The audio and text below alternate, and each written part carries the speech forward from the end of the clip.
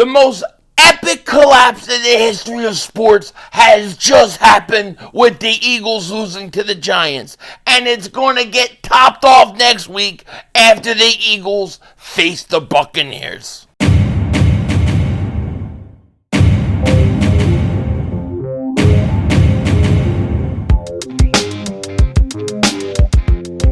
Dallas still stinks.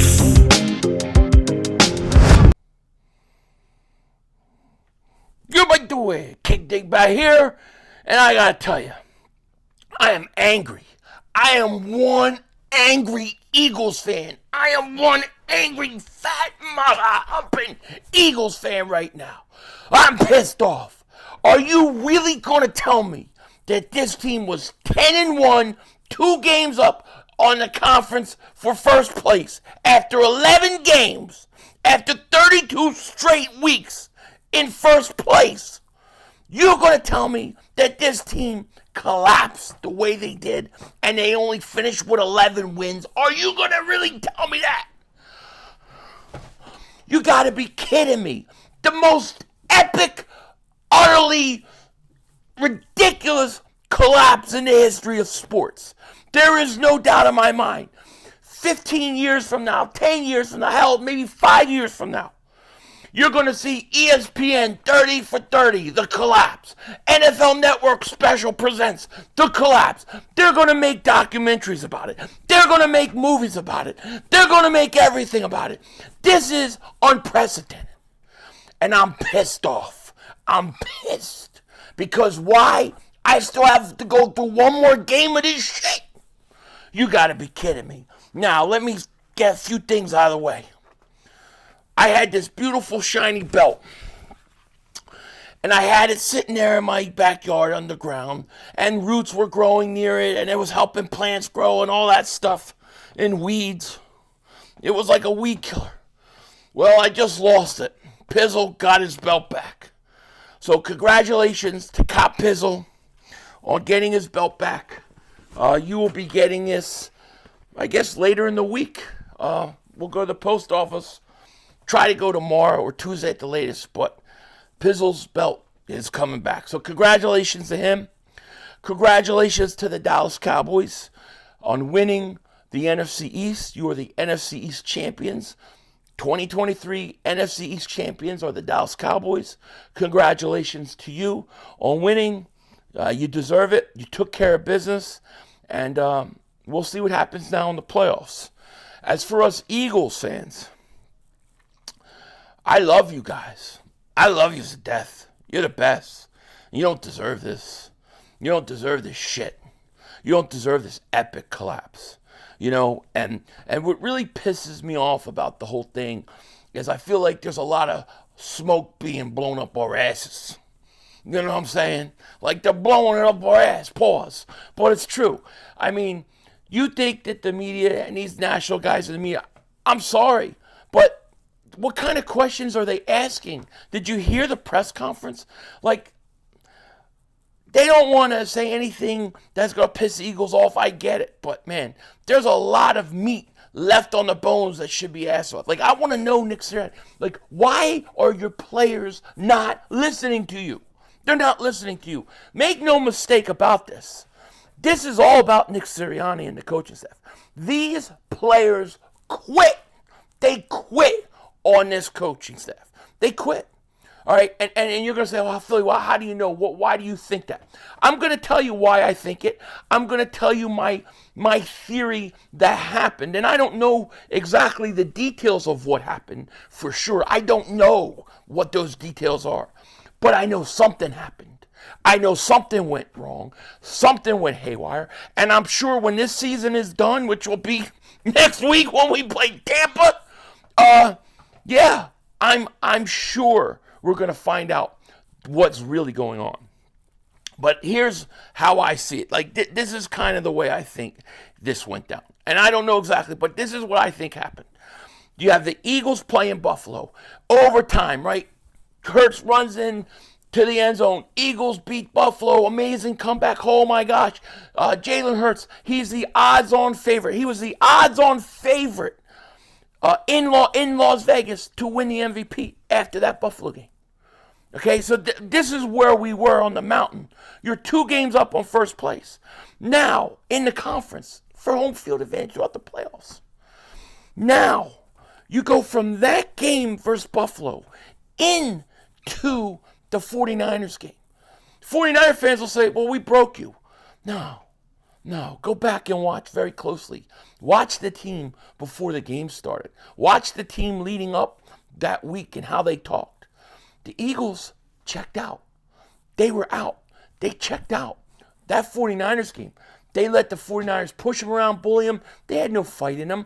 Big Dom was the only guy that had a fight. The only guy to fight. And you could see it before the game started. I was literally mentioning it, talking about it before the game started. They looked off. Something looked off. Something between that Buffalo game and that 49ers game happened. Well, what is it, Philly? What do you think it could be? I don't know. My guess is this. The players went to the coaches and said, listen, we are down 10 points at halftime every week. We're down every week. Can we make different adjustments? Can we do some things here or there? Let's make some changes. And I think the coaches basically told them, no. We do what we are who we are, and that's what we're going to do, sorry. And the players kind of got a little frustrated by that. So then they go the next week with Dallas, kind of not believing in the game plan. They lose. Then what happens next? And this is the big moment. This is the backbreaker. The Eagles, they decide to fire Sean Desai. Now, Nick Sirianni says, I fired Sean Desai. It was my idea. But most likely, if we're being honest, most likely that came from upstairs. The front office said, you got to get rid of him. And why do I think that? Because they had him on a short leash already. Think about it. Why did the Eagles bring in Matt Patricia? Why? Because they wanted Matt Patricia to look over Sean Desai's shoulder. He was watching Sean Desai, looking over his shoulder the whole time. This is why Sean Desai is spending the whole week up during game plans talking to Matt Patricia. So they fired him. And when they fired him, in my opinion, the players got pissed off, revolted, broke. Maybe the players said, wait a second. Our head coach, who's supposed to be the leader of this team, he is doing what the front office tells him. He is a yes man. He's just a yes man. He does whatever they say. And they lost respect for the coach. And after that, players checked out. Now, that's just one scenario. Maybe Sean Desai was fired by Nick Sirianni, and it's all his idea. But the players didn't like it. Because I think after that point, the players go out Seattle, they lose. How do they lose? They lose by Seattle going down the field and scoring a touchdown against their defense. Players didn't like that. That wasn't helping. And then you have the Arizona game, you have the Giants game, then you have the Arizona game.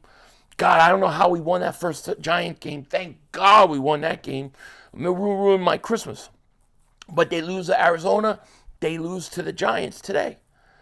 I think the coach lost the locker room. And here's what I'll say about that too. All right, you might be saying, well, what else? Why else do you think they lost the locker room? I've never seen a team keep losing, and every week they lose. The following week against their opponents, they get worse and worse. The Eagles are worse today versus the Giants than they were with Arizona. You would think after the Arizona win or loss, you would think they would come out and be better versus the Giants. They're worse. And they were worse in the Arizona game than they were versus Seattle or the Giants before that. It gets worse and worse every week. That's because the players believe less and less and less in this coaching staff. And here's the thing. People can say, well, Jalen Hurts isn't having a good year and he's not good. And somebody can say Jordan Davis is not playing good and this guy's not playing good. But the players aren't going to play good. You can't evaluate these players because they checked out. They quit on the coaches. Or the coaches quit on them.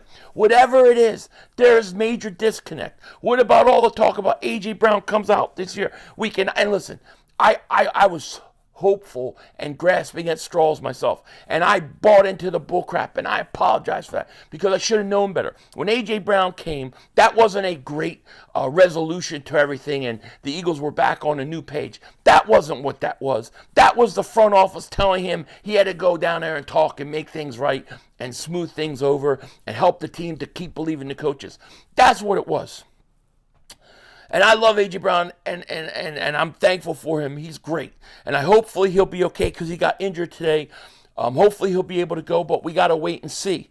But that was clearly, that whole thing clearly wasn't what it was meant to feel like it was, or what they tried to put out there and make it seem like.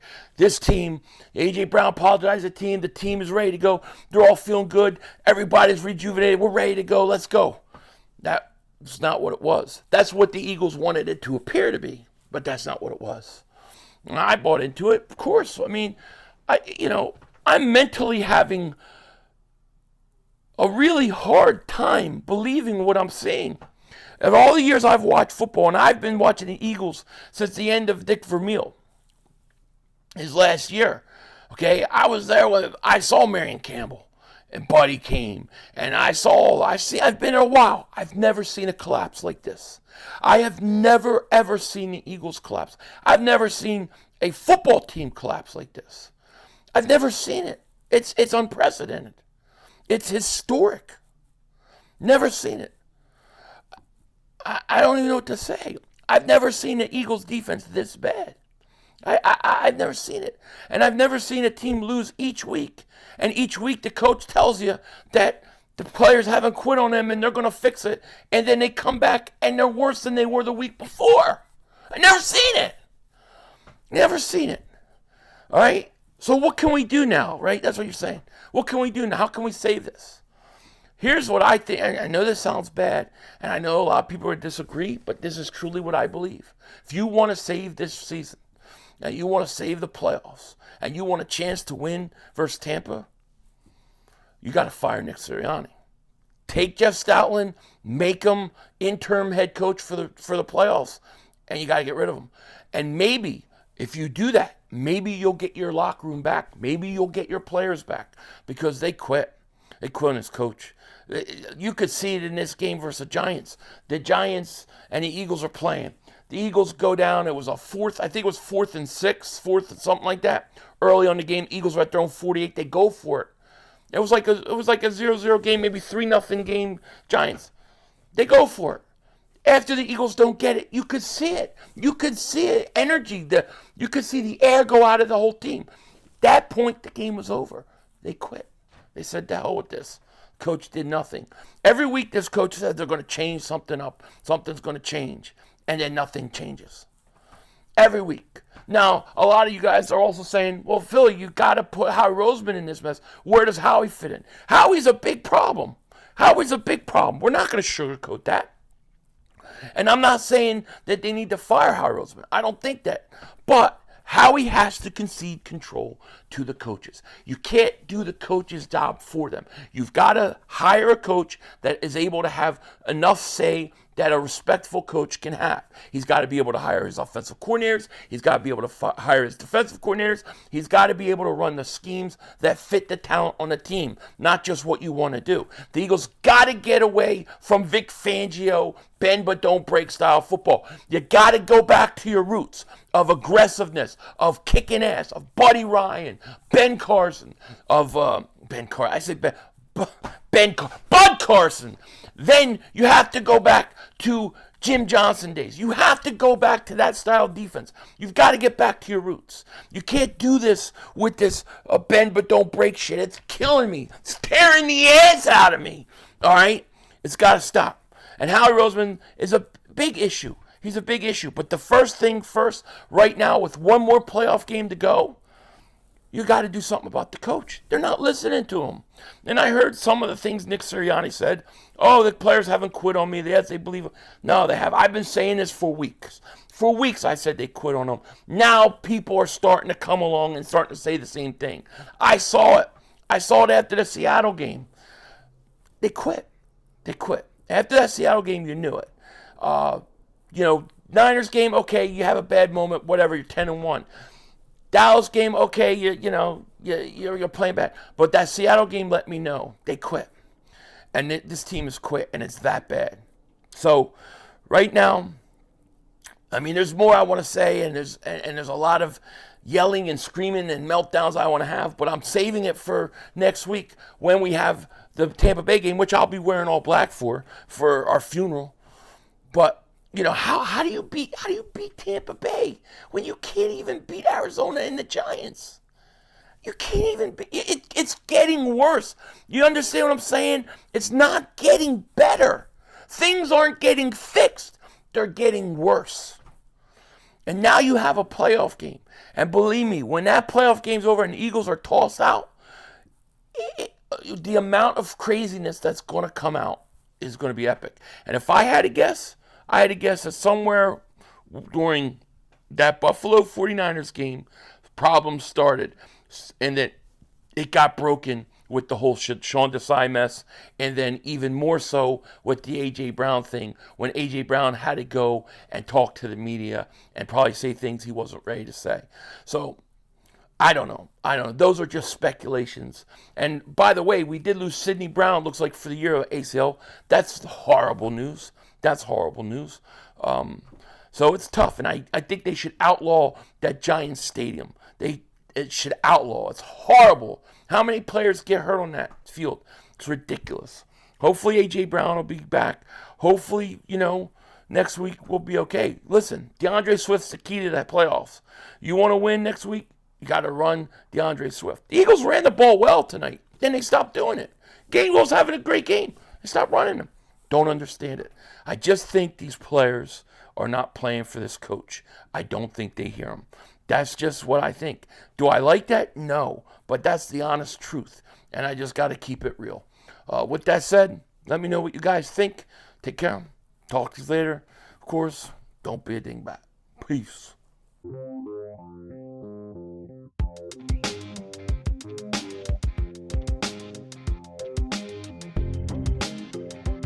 Once again, let me say congratulations to Mark Holmes. Congratulations to all the Dallas Cowboy fans out there on winning the NFC East. You guys deserve it tonight. And, you are the NFC's champions. You're going to have 2 home games.